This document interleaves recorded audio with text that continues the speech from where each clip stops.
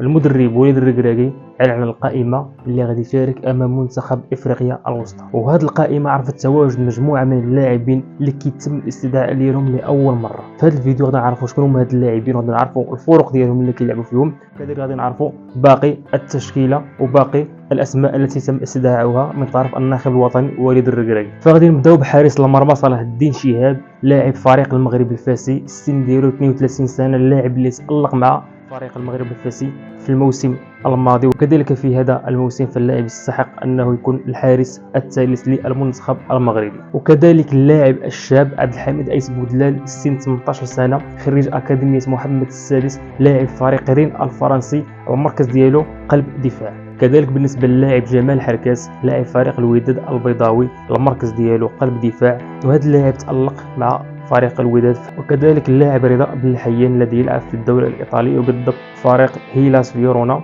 اللاعب يلعب في مركز وسط ميدان دفاعي. وكذلك الامر بالنسبه للاعب اسامه الصحراوي، لاعب نادي رين الفرنسي، اللاعب يلعب في الظهير الايسر كجناح، السن ديالو 23 سنه. وبالنسبه لباقي التشكيله، بالنسبه لحراسه المرمى نجد اللاعب ياسين بونو، منير القجوي، وصلاح الدين الشهاب، اللاعب الوافد على تشكيلة المنتخب المغربي. بالنسبة للدفاع نجد اللاعب أشرف حكيمي، محمد الشيبي، عبد الكبير عبقار، عبد الحميد أيس بودلال، نايف أقرد، جمال حركاس، نصير مزراوي، وآدم أزنو.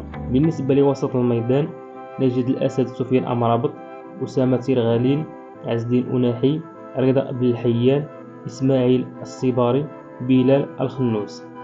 وبالنسبة لخط الهجوم نجد اللاعب إلياس أخوماش، أمين عدلي، إلياس بن الصغير، أيوب الكعبي، سفيان الرحيمي، يوسف النصيري، أسامة الصحراوي، واللاعب عبد الصمد الزلزولي.